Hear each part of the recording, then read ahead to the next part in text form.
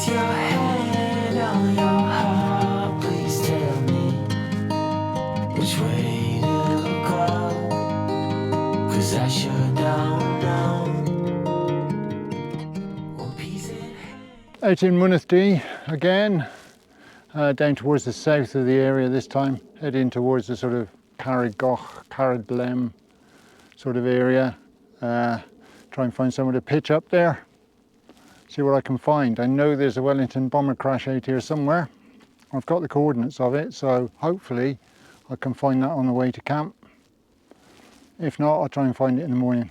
I was going to go down to Dartmoor this week, but the forecast for today, tomorrow and the next day is basically just fog.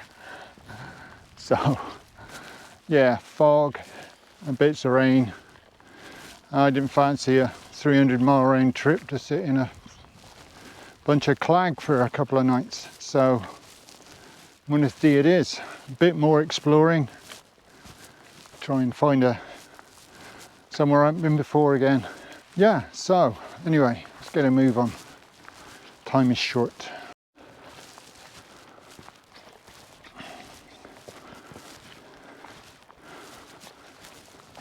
So we're above Danny-Rogoff caves more or less here.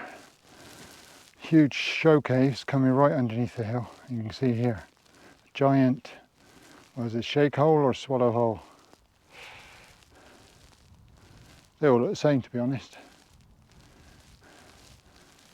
Down that way, South Wales. Cribarth over there, must try that sometime. Coming around here, our old friend Fangahirich. Right, just checking that I'm on piste. Stopping for a break, bit of Mars bar. I'm about a third of the way there, and it's 3 o'clock, so I've got an hour and a half to do the rest of it.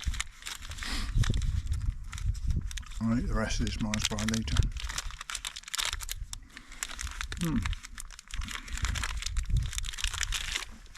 Yeah, so Danny-Rogoff Showcase, which is down that way in the valley, is closed for the winter. We did look it up the other day because I don't think I've ever been.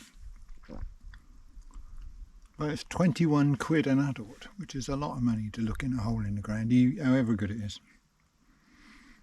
I mean, they got other stuff there, like a dinosaur area and some stone circles and, you know, nothing that interests me really, so I can't see that happening anytime soon. Maybe when the grandchildren come across. We fancy an expensive day out, eh? Right, let's get a move on. Got ourselves a bit of a hidden valley here.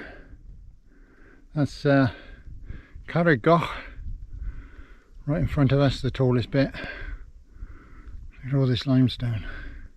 It's just lovely, isn't it?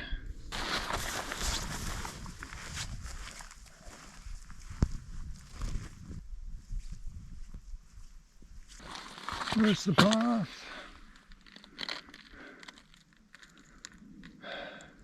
Don't know, we'll go this way. I generally find, if you're not sure where the path is or which way to go, generally speaking, and obviously there are exceptions, probably millions, but generally speaking, you go with the line of least resistance. And that usually, I find, takes me where I want to go. Failing that, find a sheep trot or follow a trail of sheep go. They normally going somewhere, don't they? Right, let's get a move on. Bit of rain and mist coming in. This is the valley that I just walked through. Pity there's a bog in the middle of it. But there you go, that's Wales. Got to climb up out of this valley now. Back to getting a bit sweaty. It's not a breath of wind down here. It's obviously a bit up on the top, otherwise the clouds wouldn't be coming in, would they? But, oh, right. Let's put this camera away and plug up this hill. I found the wreck of the Wellington, which isn't quite where the internet told me it was. Here's the memorial to the guys. I think it's probably got the most wreckage of any of the crash sites in the Brecon Beacons. Bit of undercarriage there, bit of wing I guess. As you can see, it's quite extensive, and there's more down there.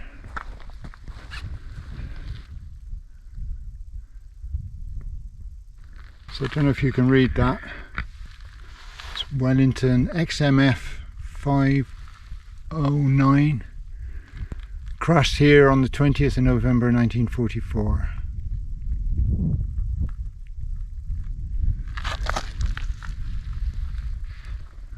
And this second plaque was laid actually by a sister of one of the airmen who died.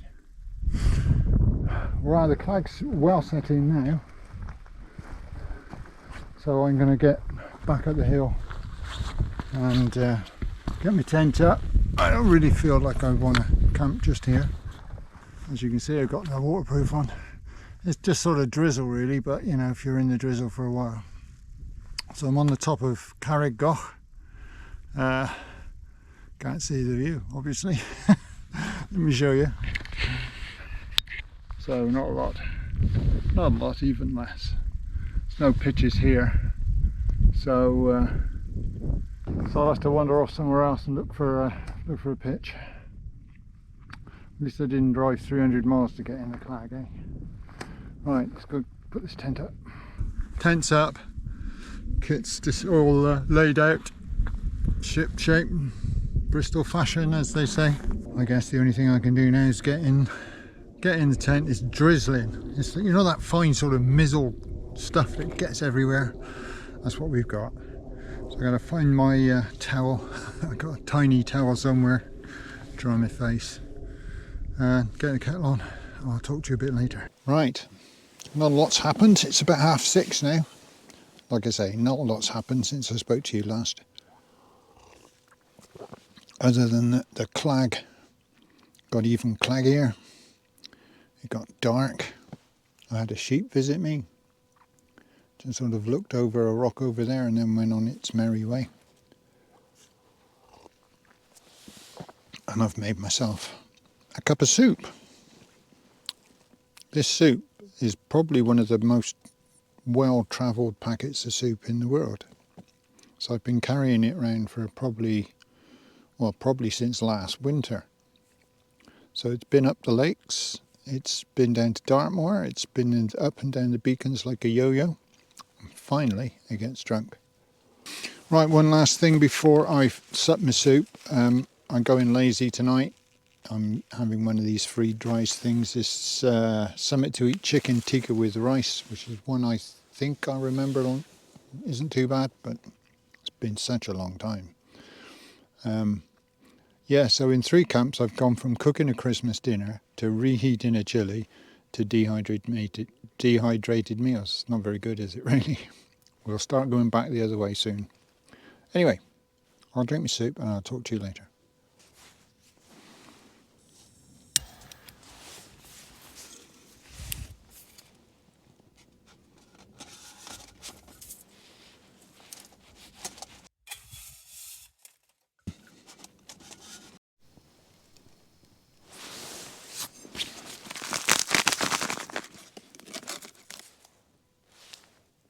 Don't forget these. I don't know what happens if you actually eat them. But, do you see what it looks like? It just looks like a powdery mush. Oh, we'll see. Right. Oh. How do people sit cross-legged? I have no idea. Ah! Oh, it's better. Right, so this is all sealed up. Next thing to do, stick it up your jumper. Wait for, I think it's 8 minutes with these. Oh, that's lovely. Ooh. Right, let's try this. Just get sleeping bag out of the way. Wow, it's all squidgy.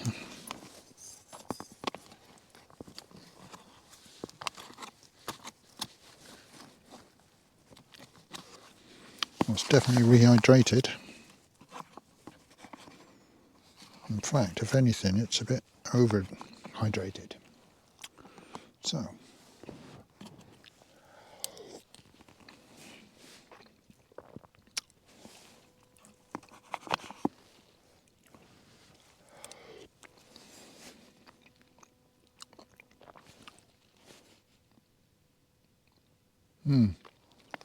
disappointing. Well, there is a bit of a kick to it, a sort of a spicy aftertaste, if you like.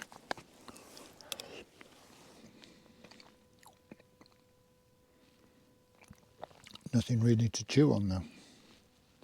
Oh well, it'll do. It's lovely and hot, and there's quite a lot of it, so you don't want to watch me eating though, so I'll switch this off, eat my dinner, get back to you in a bit. I had an old platypus collapsible bottle, which had seen better days. Decided to retire it, and I bought one of these. This is the Seanock soft bottle. As you can see, it's soft, so it's got a hard top and bottom, but the middle bit is rubbery, so that when it's empty it'll fold right up small. I did find when I made this cup that this brew, that if you fill it right to the top, it says it's a litre, but it's like con, well, not a con, but that's 800 mils there. So to a litre you've got to get it right to the top. If you do that, it's an absolute pig to pour water out of. So we'll find out, I guess, over the next couple of cups of brews what it's like. But, you know, it fits in the pockets of my rucksacks nicely, and that's all I need to know.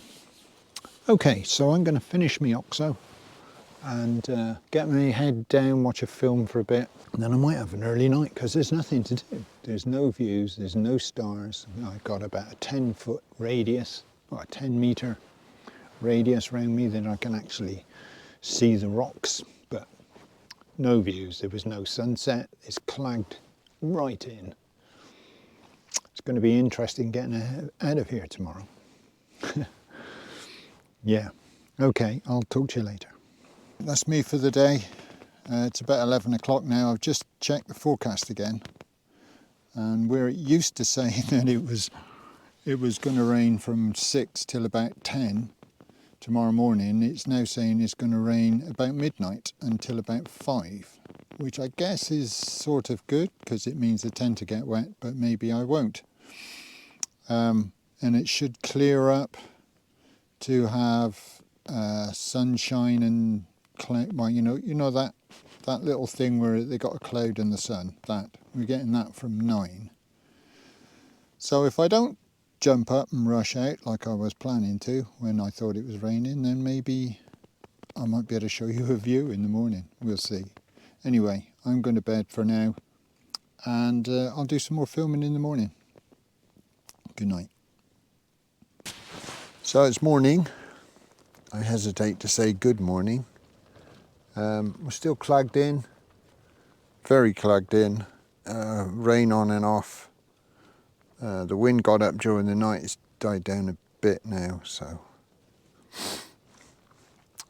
not the best night ever on a hill, I guess. It's about 7 o'clock, it's actually just coming up to 7:15, so I'll get a brew on and start packing away. I don't see any point in hanging about. Yeah, get a brew on, start packing away, and I'll talk to you in a bit. Some water. And see how this bottle does, I guess. It's not, yeah, see, it's not the easiest thing to tip water out of. It bends. I guess that's okay, isn't it? So I just thought I'd show you the view. Here we go. Look at the new view, same as the old view. The weather says it's going to clear up in the next hour. but then yesterday afternoon it said that it was going to be raining now. So plan is to pack up and head off north east this way and that should take me off to the main track that runs across the middle of this area and goes back to the road. So that's the plan. Luckily there's a little bit of a path here, whether it's just a sheep trod that goes 10 yards and fades, who knows, but we'll see, won't we? Right, I'm going to finish me brew, get some gloves on because my hands are freezing, start packing up.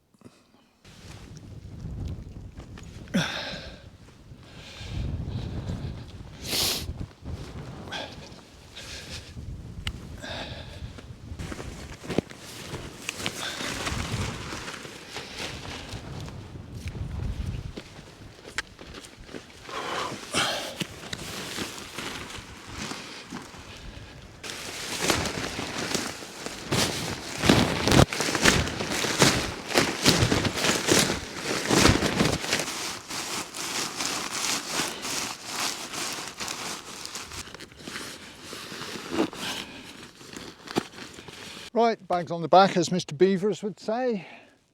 Ready to go. That's where I was. That nice dry bit. Now left. So, got to go that way, northeast. Try and find this track. That wouldn't be my favourite camp of all time, I don't think. I've seen nothing since I got here. Absolutely nothing. In case you're wondering, that's the top of Carreg Goch, and that's as close as I could see it. Right, there's a path going the way I want to go, northeast-ish. So I'm going to follow it, see where it goes, and hope that it goes in the right direction. If it strays off, I'll get the compass out and we'll have a look. Well, I've come down about 50 metres, it's still in the clag. There's a track that runs basically west to east, east to west, slightly south of east-west, that goes back to where I want to be. So what I'm trying to do is hit that track, and the shortest leg to get from where I was to where that track is basically it's northeast. But every so often, because I can only see what, 25 metres, so I'm having to check every 25 metres, sight on something I can see, walk to that, check again, all that, and it's going to take a while. But every so often there's a feature that I'm looking for along the track, and this is one of them. This is one of them. On the map there's a big circle, and it's this shake hole here. So the next feature is another shake hole, which is in that direction, about 200 metres. So if I'm any good at this, I should hit that shake hole in about, what, 64 paces time? We'll see. Okay, it was more like 80 odd, 85 paces than 64. Maybe my paces are a bit shorter because of the terrain. But this is the shake hole I was aiming for. The next thing I think is going to be the track. So I don't know if you can see this, but I'm by that shake hole. That line is the track, and that's basically northeast now. So what I'll do now is I'll head, you can see that line of rocks. I'll head for that, walk round it to the track. I love it when a plan comes together. So northeast it is, ish. As I say, it's a linear feature, so if I miss it by 50 yards either way, it's not really going to matter. I know I got to turn right when I get there. So I'm going that way. So I can see something sticking up on the ridge there. I'm going to walk to that, and then I'll sight something else. And it's, you know, let's be honest, it's not going to be totally accurate in this sort of weather. But the thing to do is to aim for something you can't miss. Something large. And here we are, the track I was looking for. Not bad if I say so myself. So all I've got to do now is follow this track back to the car. Well, back to the road anyway. Bit of road walking back to the car. Quite pleased with myself. Yeah, I just checked whether I hit the track where I thought I was going to, and actually I missed it by about 20 yards. So I'm happy with that. It got a bit difficult right down at the end because it's what they call an area of shake holes. I'll show you what I mean if you can see on this camera. So we're surrounded by them now. There's a couple over there. If you come around here, there's more, the whole area. I've just stopped to take my hoodie off, and I was getting a bit warm. That hoodie's done me well. So I wore that in bed last night instead of the merino I used to wear, and the hood makes a big difference. So lovely and warm.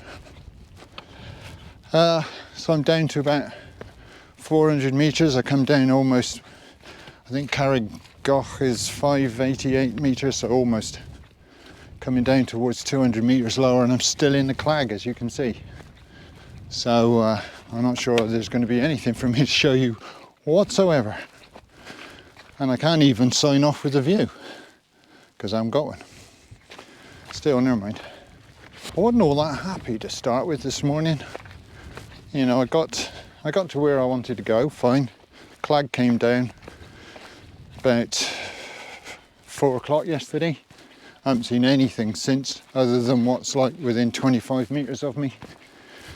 And it rained, and I got disturbed a couple of times in the night, so it wasn't going great. But I have to say, that bit of nav has cheered me up because it worked. Yeah, quite chuffed with that. It's not had to do that for quite a long time, so it's good to know that the skills are still there. I say the basic technique is to work out which way you want to go. In my case, it was northeast. Didn't really matter if it was just off one side or the other, to be honest. I've got OS Locate on my phone, and that gives me a bearing because there's a compass on it, which I think is pretty accurate. Also, it gives you a good reference of where you are, which again, I'm pretty sure is accurate. And then with that and the OS Maps app with that handy little red triangle that shows where you are and what direction you're going in, it's not that difficult as long as you've got some features to aim at, which is why I went via those two very large shake holes. Yeah, pleased with that. Anyway, let's get down off this hill. Well, I'm pretty much back to the road now. I can hear it just down in the valley. I just got about a couple of 100 yards up in the valley. So I'll leave you here. I'm sorry I haven't shown you anything other than fog and me, but sometimes that's how it is. So anyway, if you've watched this far, thank you so much. I do have quite a lot of really nice subscribers, and I really want to thank you all very much for the support. It does mean a lot. Okay, until the next time then, stay safe out there. I hope to see you in the next one.